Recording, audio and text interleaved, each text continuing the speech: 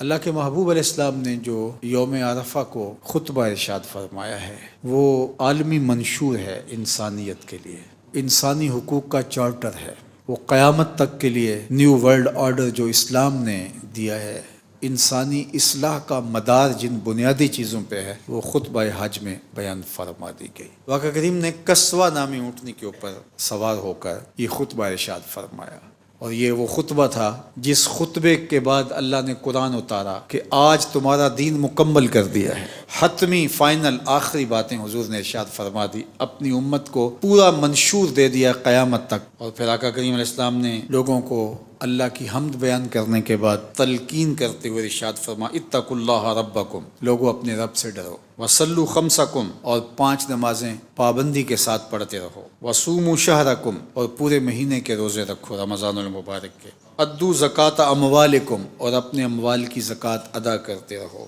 اور جو تمہارے اوپر مقرر کر دیا گیا اس کی اطاعت کرو، اپنے امیر کی اطاعت کرو، اور فرمایا کہ تم اپنے رب کی جنت میں داخل ہو جاؤ گے۔ سب سے پہلے جو بات ارشاد فرمائی وہ اللہ سے ڈرنے کا حکم دیا۔ جب اللہ سے ڈر ہمارے رگ و ریشہ میں محو نفوذ ہو تو پھر امانت کے اندر خیانت نہیں کر پائیں گے، ہم کسی کا غلط نہیں سوچیں گے، ہم ملاوٹ نہیں کریں گے، ہم دھوکہ نہیں کریں گے، کسی کی جائیداد یا زمین نہیں ہتھیائیں گے، ہم ملک کے راز نہیں بیچیں گے، ہم لوگوں کو نقصان پہنچانے کے درپے نہیں ہوں گے، ہم اللہ کی مخلوق پہ جور و ظلم اور جبر و تعدی نہیں کریں گے، جب اللہ جل شانہ کا ڈر سینے میں موجود ہوگا۔ اس خطبے میں خاص طور پہ 2 کمزوروں کے بارے میں اللہ کے محبوب علیہ السلام نے حقوق بیان فرمائے، ایک خواتین اور دوسرا غلام۔ فرمایا کہ تمہارے اوپر تمہاری خواتین کے، تمہاری بیویوں کے حق ہیں، اور تمہاری بیویوں پر تمہارے حق ہیں، وہ حفاظت کریں تمہاری عزت کی، اور جو تمہیں پسند نہیں اس کو گھر نہ آنے دیں، اور فرمایا کہ تمہاری عورتوں کا تم پر حق یہ ہے کہ تم انہیں اچھا کھلاؤ اور اچھا پہناؤ، اور ان کی ضرورتوں کا خیال رکھنے کی تلقین ارشاد فرمائی۔ اسلام سے قبل عورتوں کے ساتھ جو سلوک کیا جاتا تھا وہ باندیوں کی طرح کا سلوک تھا، اور عورت کو وراثت میں حق حاصل نہیں تھا، مرد کی رکھیل کی طرح یہ اس کی خواہشات کے آگے ایک کھلونے کی طرح تھی، اور جو تذلیل عورت ذات کی قبل از اسلام ہوتی رہی، جب کسی کے ہاں بیٹی پیدا ہو جاتی تو اس کو زندہ درگور کر دیا جاتا۔ اس سے آپ سمجھ سکتے ہیں کہ عورت ذات کے ساتھ ناانصافی، بدسلوکی، ظلم، جور اور جبر کس مرتبے پر پہنچا ہوا تھا۔ کسی نے عورت کو بدی کا سرچشمہ قرار دیا، کسی نے عورت کو سانپ سے تشبیہ دی، کسی نے عورت کو شر کا منبع قرار دیا، کسی نے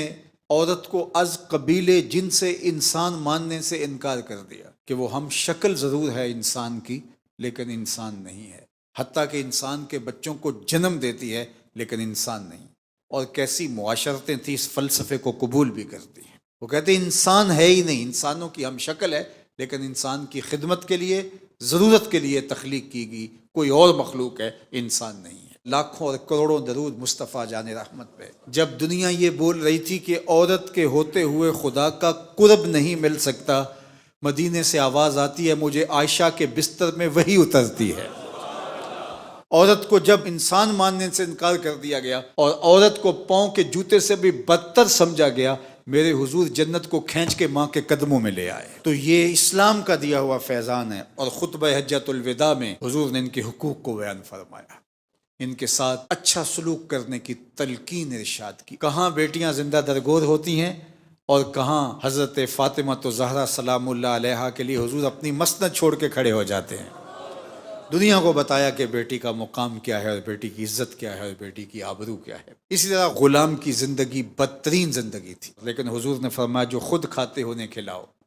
جو خود پہنتے ہو انہیں پہناؤ۔ رہائشی معیار بھی اپنے مطابق رکھنے کی تلقین ارشاد فرمائی، فرمایا وہ تمہارے بھائی ہیں۔ اسلام نے ترغیب دی غلاموں کے آزاد کرنے کی، قسم توڑ بیٹھو غلام آزاد کرو، روزہ توڑ بیٹھو غلام آزاد کرو، کفارہ قتل میں غلام آزاد کرو، کفارہ زہار میں غلام آزاد کرو۔ ترغیب دی کہ غلاموں کو آزاد کرو، ایسی سخاوت بتائی،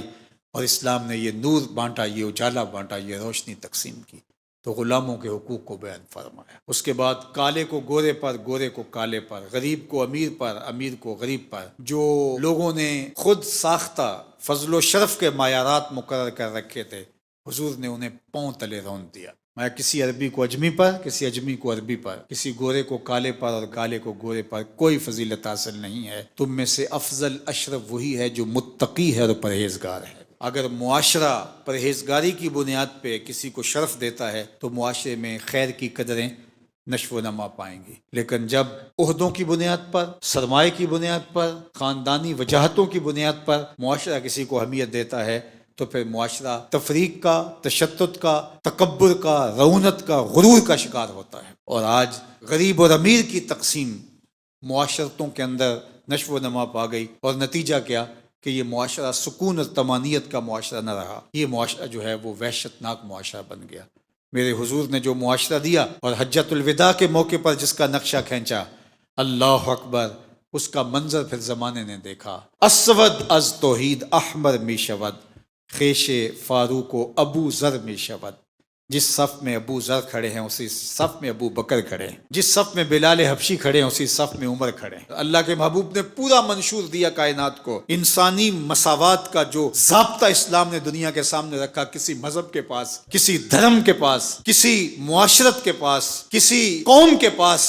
وہ رنگ، وہ آہنگ، وہ ڈھنگ نہیں ہے جو زمانے کو آمنہ کے لال نے دیا ہے۔ اور پھر اللہ کے محبوب علیہ السلام نے فرمایا کہ سود کو ختم کیا جائے گا، معاش کی بربادی کا سبب یہ سودی نظام ہے۔ تو اللہ کے محبوب علیہ السلام نے فرمایا، لوگو میں نے یہ پیغام تمہارے تک پہنچا دیا، اب تمہارے کندھوں پہ یہ بوجھ ہے، میرے پیغام کو تم ان لوگوں تک پہنچانا ہے جن لوگوں تک یہ میری دعوت نہیں پہنچ پائی۔ اور ادھر جبریل امین حاضر ہوتے ہیں اور آیت اترتی ہے، الیوم اکملت لکم دینکم واتممت علیکم نعمتی وردیت لکم الاسلام دینا۔ آج تمہارا دین مکمل کر دیا گیا اور اللہ کی نعمت تمہارے اوپر پوری ہو گئی، اور اللہ نے تمہارے لیے دین اسلام کو پسند کر لیا ہے۔ اب دین اسلام ہی قیامت تک رہے گا، کوئی اور دین قبول نہیں کیا جائے گا۔